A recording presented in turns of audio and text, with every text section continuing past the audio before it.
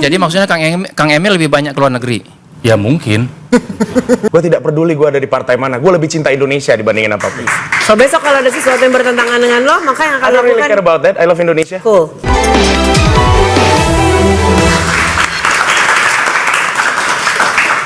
Oke, lanjutin. Tapi jawab gue ini kayak kita lagi di warung kopi obrolannya. Bener-bener anggaplah duduk warung kopi. Kalau ada sesuatu yang bener-bener bertentangan dengan diri lo, bertentangan dengan rakyat, bertentangan diri lo, apa yang akan lo lakukan? Gue yang jawab Bukan ya? jawaban normatif, iya. Oke, di Bandung Barat, gue itu diusung oleh partai PKS dan Demokrat, di mana PKS dan Demokrat tergabung dalam koalisi Kim Indonesia Plus. Maju. Pada waktu kemarin terjadi demokrasi besar-besaran, semua posting di sosial media layar biru, tahu apa yang gue lakuin? Gue posting. Gue tidak peduli gue ada di partai mana, gue lebih cinta Indonesia dibandingin apapun. So besok kalau ada sesuatu yang bertentangan dengan lo, maka yang akan I don't really care lakukan about that, I love Indonesia. cool. Lo? Mel, saya rakyat. Sampai kapanpun akan menjadi rakyat. Nice. Itu doang yang pengen gue Dan ketika ada amanah, ya, rakyat itu kan bagaimanapun harus ada koordinatornya, harus ada yang mimpinnya, harus ada yang memanajeriali, gitu ya, intinya gitu. Ya saya siap. Tapi kan si manajer itu biasanya ada atasnya lagi yang ngedorong si manajer itu bisa Mel, jadi rakyat. saya akan selalu menjadi rakyat sampai kapanpun dan selalu akan melihat kacamata apapun dari kacamata rakyat. Rekam ya, catat ya. Kang Ronald, Rekam, PDIP catat. kan sangat terkenal dengan jargon petugas partai. Ya. Nah, bagaimana Kang Ronald bisa menempatkan diri untuk mengusung kepentingan rakyat banyak, tetapi sisi lain Kang Ronald sebagai petugas partai. Ya, saya kira Partai PDI Perjuangan juga partai yang peduli dengan rakyat. Ya, dan saya kira ini adalah sebuah hal yang nanti akan saya hadapi. Tapi sekali lagi saya bilang kepada diri saya sendiri bahwa kepentingan rakyat di atas segalanya. Tapi partai yang sama pernah punya petugas, tulisannya judulnya adalah Tuanku Rakyat selama bertahun-tahun, tapi tidak menjadi itu. Itu yang lain, ini saya. Oke. Kita lihat nanti. Kita bisa pegang omongannya. Silakan. Kang Ronald, kalau nanti kepilih, apa bedanya sama Kang Emil? Maksudnya? Pemerintahannya nanti kalau Kang Ronald terpilih bersama gubernurnya, itu nanti bedanya sama Kang Emil apa? Saya akan lebih banyak bersama rakyat daripada ke luar negeri. Jadi maksudnya Kang Emil lebih banyak ke luar negeri? Ya mungkin. Kok mungkin? Ya, pokoknya saya ingin selalu menjadi orang yang dipercaya oleh rakyat untuk mendengarkan. Pemerintah provinsi itu kan middle management, penyambung dari kota kabupaten ke pusat.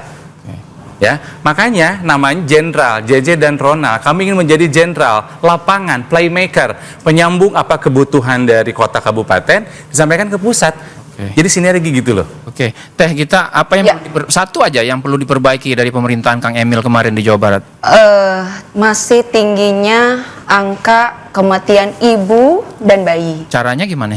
Dengan meningkatkan atau membangun kualitas kesehatan dan membangun klinik kesehatan di setiap kabupaten dan kota berbasis kecamatan. Jadi itu bisa Jadi satu mengurangi. kecamatan satu klinik. Ya betul. Memang belum ada sekarang. Selama ini buktinya banyak sekali bahwa perempuan-perempuan itu yang meninggal gara-gara. Tapi kadang-kadang kliniknya ada, tapi ibu-ibunya memilih secara tradisional. Nah, berarti perlunya bimbingan dari pemerintah. Berarti selama ini tidak hadir pemerintah. Pemerintah tidak hadir artinya apa? Artinya gubernur tidak bisa bekerja maksimal menyerap aspirasi masyarakat? Iya tentu, kita kan melihat dari bukti data dari Kementerian Kesehatan bahwa pada tahun 2022 banyak sekali kematian ibu atau yang disebut AKI, angka kematian ibu itu sekitar 154 per 100.000 kelahiran hidup. Oke, Mas Jayadi, singkat saja. Anda melihat nanti pilkada di Jawa Barat ini baik untuk tingkat bupati maupun tingkat gubernur akan seperti apa? Pertarungannya dan juga rivalitasnya? Kalau di tingkat provinsi tampaknya sebetulnya tidak ada petahana ya. Harusnya itu lebih kompetitif. Ya. Tapi untuk sementara data-data menunjukkan Kang Dedi yang leading.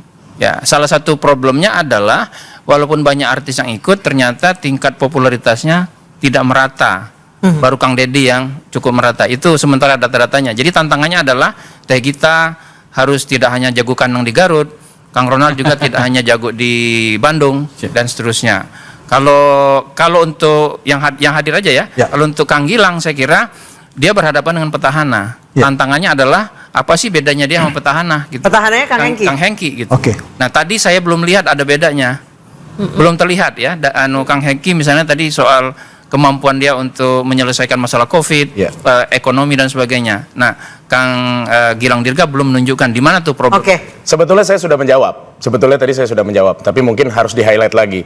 Jadi saya bicara mengenai harmonisme, mengenai keharmonisan antara kepala dan wakil kepala daerah. Karena jika atasnya saja sudah tidak harmonis, bagaimana masyarakatnya bisa kompak? Oke, saya ke Kang Hengki. Kang Hengki menyambung tadi pertanyaan Mbak Melani, pasti pernah mengalami pada saat idealisme bertentangan dengan kebijakan partai. Singkat saja. Singkat saja, apa solusinya? Ya, kalau bertentangan dengan masyarakat, dengan kepentingan masyarakat, ya tentu tidak kita laksanakan. Nah, saya ingin menambahkan terkait petugas partai tadi.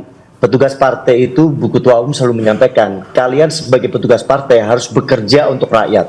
Jadi itu jelas. Jadi bukan bekerja untuk kepentingan partai politik begitu. Nah, saya selama 2 tahun ini tidak melihat ada intervensi politik dalam tanda kutip negatif untuk kepentingan golongan tertentu. Mungkin beda ya dengan legislatif dalam, pada saat pembahasan undang-undang dan lain sebagainya, sangat berbeda. Jadi justru partai menginginkan bagaimana kadernya menjadi solusi program-programnya pro rakyat dan lain sebagainya gitu. Baik. Tidak ada termasuk ketahanan pangan juga instruksi dari Oke, partai kita sangat tangkap maksud bagus. dan juga tujuan dari Kang Hengki. Ya, kami juga mohon maaf Ya. karena waktunya sangat terbatas. Terima kasih untuk para narasumber. Bertarung tanggal 27 November mendatang. Dan semoga Sukses. sukses. Dan buat masyarakat Jawa Barat silahkan memilih sesuai dengan hati. Saya Anissa Dasuki. Dan saya Aryo Ardi, terima kasih. Selamat malam dan sampai jumpa. Thank you, Kang. Maaf ya. Thank you, Pak.